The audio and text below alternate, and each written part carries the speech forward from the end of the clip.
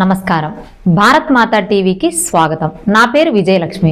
ఇక వివరాలు చూస్తే, భారత్ ప్రధానమంత్రి నరేంద్ర మోడీ పర్యటన నిమిత్తం విశాఖపట్నంలోని ఆంధ్ర విశ్వవిద్యాలయం మైదానంలో సభ ఏర్పాటును రాష్ట్ర మంత్రి కింజారపు అచ్చెన్నాయుడు, కొండపల్లి శ్రీనివాస్, అనగాని సత్యప్రసాద్ మరియు పలువురితో పాటు పరిశీలించి అక్కడ అధికారులతో మాట్లాడి సభ ఏర్పాట్ల గురించి తెలుసుకున్నారు.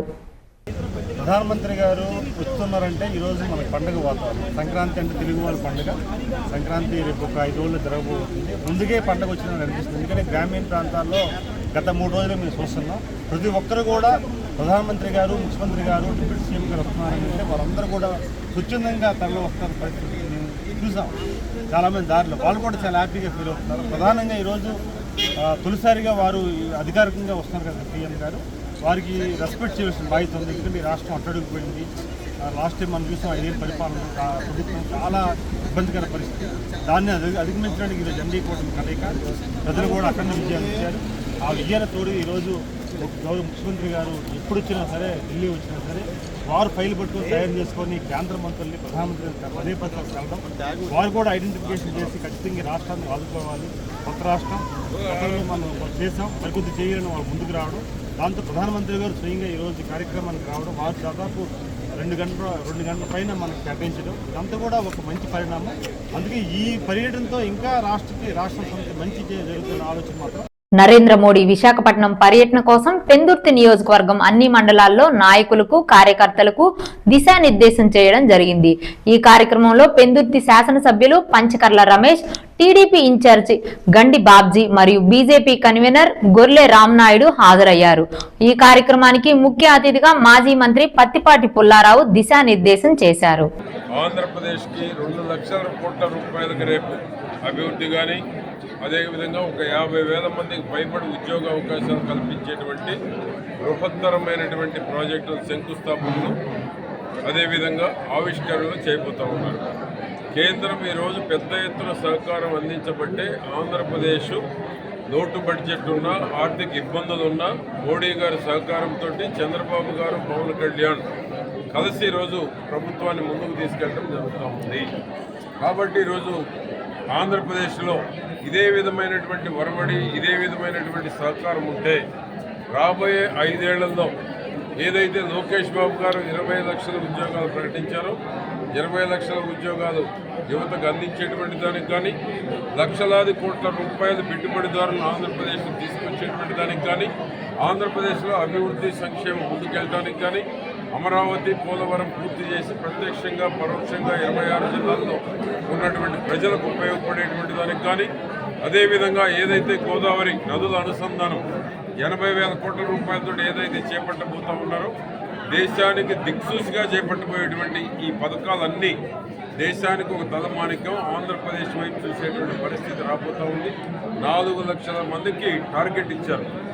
ఈ విశాఖపట్నం భారీ బహిరంగ సభకి ఈ యొక్క ఉత్తరాంధ్ర జిల్లాల నుంచి 4 లక్షల మందిని రోడ్ షో, కొంతమంది బహిరంగ సభ కొంతమందిని తీసుకురావడం జరుగుతూ ఉంది. 16 మంది నియోజకవర్గానికి 16 మంది ఇన్ఛార్జీలుగా కూడా పెట్టారు. ఒక్కొక్క నియోజకవర్గానికి సీనియర్ నాయకుల్ని, ఒక్కొక్క ఈ నియోజకవర్గానికి 35,000 మంది టార్గెట్, 1,400 మంది రూట్ ఆఫీసర్లుగా పెట్టారు. ఒక్కొక్క బస్కి ఇద్దరిని 700 వెహికల్స్ ఇక్కడ ఈ నియోజకవర్గానికి పంపించడం జరుగుతూ ఉంది. కాబట్టి పెద్ద ఎత్తున వచ్చి ఆంధ్రప్రదేశ్ యొక్క బలాన్ని, ఆంధ్రప్రదేశ్ యొక్క గొప్పతనాన్ని మోడీ బహిరంగ సభను సక్సెస్ చేసి ఫ్యూచర్లో కూడా మరిన్ని పథకాలు కేంద్రం నుంచి పేదవారికి ఇళ్ళు కావచ్చు, అమృత స్కీమ్ కావచ్చు, రైల్వే ప్రాజెక్టులు కావచ్చు, నేషనల్ హైవే కావచ్చు, పోలవరం నిధులు కావచ్చు, నదుల అనుసంధానికి నిధులు కావచ్చు, ఏ విధంగానైతే కేంద్ర ప్రభుత్వం నుంచి అత్యధిక నిధులు రాబట్టాలో ప్రతి క్షణం ఆలోచించేటువంటి ముఖ్యమంత్రి ఈ దేశంలో ముందు వరుసలో ఉన్నారు. దానికి మోడీ సహకారం ఉంది. ఆంధ్రప్రదేశ్ని అగ్రభాగాన నిలబెట్టేటువంటి దానికి నిమిషం కూడా రెస్ట్ తీసుకోకుండా పనిచేసేటువంటి ముఖ్యమంత్రి సమర్థత, అనుభవం ఈ రాష్ట్రంలో పేదరికం లేనటువంటి రాష్ట్రంగా తీసుకువెళ్ళేటువంటి దానికి చంద్రబాబు గారు, పవన్ కళ్యాణ్ సహకారం. వారిద్దరూ 10 ఏళ్ళు ఏ విధంగానైతే ఈ రాష్ట్ర 10 ఏళ్ళు ఎందుకంటున్నాడంటే పవన్ కళ్యాణ్ గారు పెట్టుబడులు రావాలంటే ఒక నమ్మకం, విశ్వాసాన్ని కలుగు చేయాలి. అది కలుగు చేయడం కోసమే చంద్రబాబు గారి అనుభవం, ఆయన యొక్క సలహాలు ఈ రాష్ట్రానికి అవసరమని పదే పదే నొక్కి చెప్తా ఉంది పవన్ కళ్యాణ్ గారు.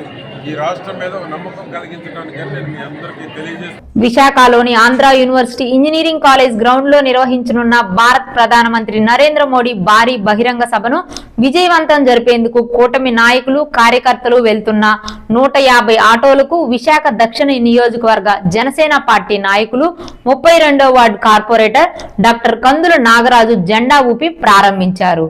ఈ సందర్భంగా డాక్టర్ కందుల నాగరాజు మాట్లాడుతూ సుమారుగా 2000 మంది తమ వార్డు నుంచి ప్రధాని నరేంద్ర మోడీ సభకు హాజరవుతున్నట్లు పేర్కొన్నారు. రామానాయుడు స్టూడియో పక్కన యూనిట్ మాల్కు కేటాయించిన 5 ఎకరాల స్థలాన్ని పరిశీలించారు.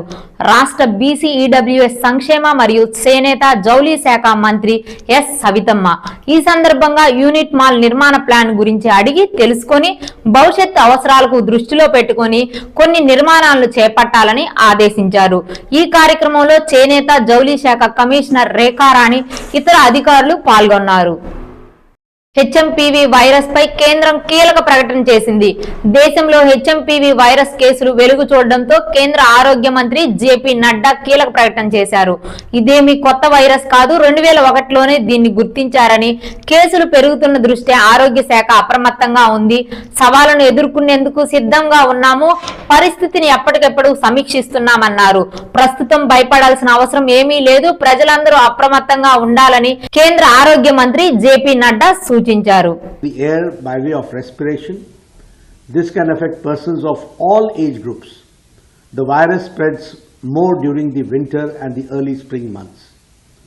On recent reports, the cases of HMPV in China, the Health Ministry, the Indian Council for Medical Research and the National Center for Disease Control are keeping a close watch on the situation in China as well as in the neighboring countries. WHO has taken cognizance of the situation and will share their report shortly with us.